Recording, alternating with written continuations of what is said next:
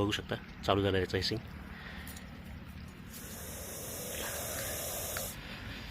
नमस्कार मित्रांनो, परत एकदा स्वागत आहे सर्वांचं आपल्याच यूट्यूब चॅनलमध्ये. आज आपण परत आलो आहे इरतकर नगरमध्ये. इथे एक साप बसलेला आहे.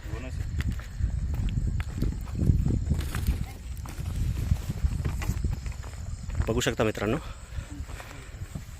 इथे एक रसल स्वायपर एक घोणस साप बसलेला आहे.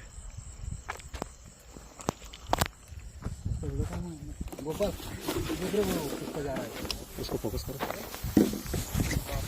बघू शकता चिडल्यानंतर कसा कुकरच्या शिट्टीसारखा आवाज करतोय.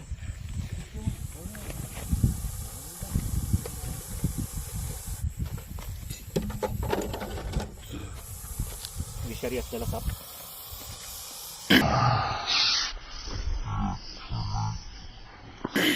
ही ॲक्च्युली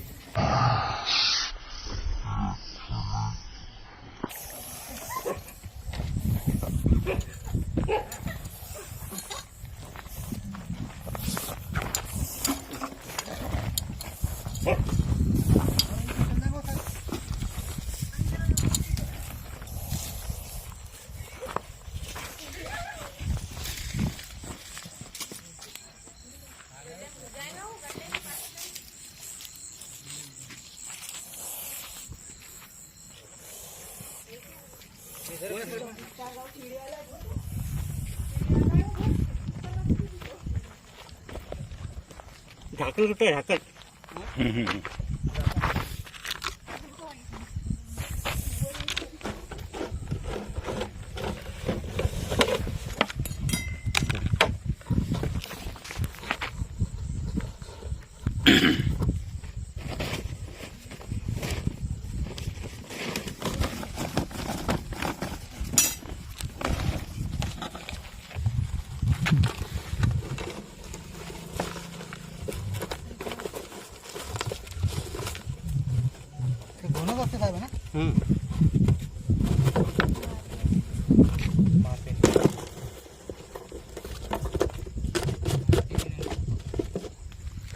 झाला मित्रांनो सक्सेसफुली रेस्क्यू. लवकरच याला याच्या नैसर्गिक अधिवासामध्ये जंगलात सोडून देण्यात येते.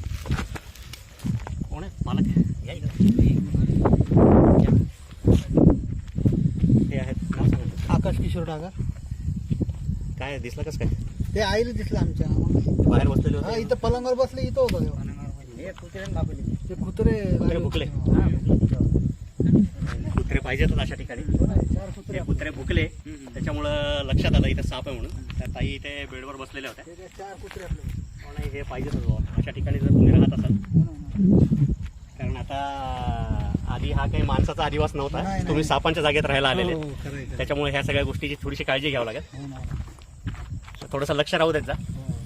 रात्री दरवाजाला कुठं फटी राहू देऊ नका. कारण बऱ्याच वेळेला साप उंदराच्या मागे घरात घुसतात. आणि हे जे विषारी साप आहेत हे शिकारीसाठी रात्रीच्या वेळेस बाहेर निघतात. त्यामुळे काळजी घेणं जरुरी आहे. त्या मावशींना घ्या, त्यांना दिसला होता सगळ्यात पहिले. तुम्हाला दिसला होता? हो ना, मी तिथंच उभी होती दगडाजवळ. ठीक आहे, काळजी घ्या. सुरक्षित राहा. धन्यवाद. हाय मित्रांनो, काल रात्री आपण आकाश डागर यांच्या घरासमोरून पकडलेला घोणस साप, इंग्लिश नाव रसल स्वायपर, स्थानिक भाषेमध्ये यालाच इकडे परड पण म्हणतात. बघू शकता त्याच्या शरीराची रचना. मान बारीक, डोकं त्रिकोणी मोठं, शरीर जे आहे ते दंडगोलाकार आणि शरीरावर रुद्राक्षाच्या माळांसारखी डिझाईन असते. मध्यभागी एक लाईन आणि साईडला 2 असतात. विषारी असलेला हा साप हिमोटॉक्सिक प्रकारचं वेनम असतं. सगळ्यात महत्त्वाची गोष्ट म्हणजे आता काल रात्री रेस्क्यू करताना तुम्ही बघितलं असेल की कुठलाही साप जो आहे त्याच्याजवळ आपण गेल्यानंतर तो सगळ्यात पहिले पळायचा प्रयत्न करतो. पण आपल्या डोक्यात भीती एवढी बसलेली आहे सापांबद्दल की आपण वाघापेक्षा जास्त सापांना घाबरायला लागलो. अशी परिस्थिती निर्माण झालेली आहे. आता कालही तिथे त्यांच्या घरी 4 कुत्रे होते.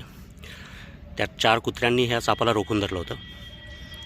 त्यामुळे तुम्ही शेतात राहत असाल किंवा ग्रामीण भागात कुठेही जरी असाल तुम्ही राहत, तर तुमच्या घरी असे काही पाळीव प्राणी असायला पाहिजेत की जे आपल्याला अलर्ट करतात अशा जनावरांपासून. कुठेतरी भीती जी आहे ती थोडीशी कमी व्हायला पाहिजे. कुठलाही साप जो आहे तो माणसाला बघितल्यावर कधीच स्वतःहून तुमच्यावर हल्ला करत नाही.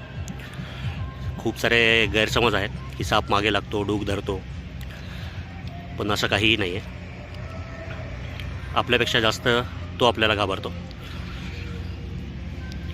विषारी असलेला घोणस चिडल्यानंतर कुकरच्या शिट्टीसारखा जोरात आवाज करतो हा साप.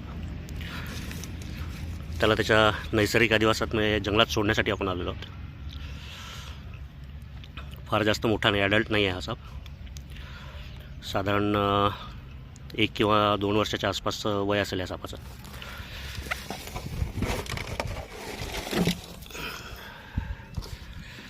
माणसाची चाहूल लागली की लगेच गोल कुंडली मारून बसतो आणि जोरजोरात कुकरच्या शिट्टीसारखा आवाज करतो. बघू शकता चालू झालं याचं हिसिंग.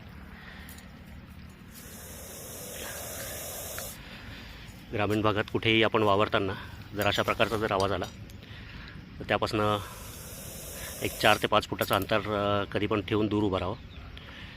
कारण दिसायला जरी सुस्त असला तरी हा साप एक 3 ते 4 फुटापर्यंत उडी मारून हल्ला चढवू शकतो.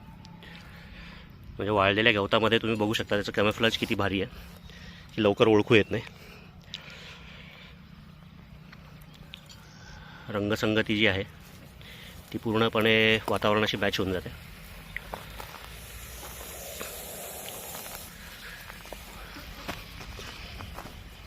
दिला मित्रांनो सोडून या सापाला याच्या नैसर्गिक अधिवासात. जर व्हिडिओ आवडला, काम जर आवडत असेल तर लाईक करा, अजून सबस्क्राईब केलेलं नसेल तर सबस्क्राईब करा आणि कमेंट करायला विसरू नका. धन्यवाद.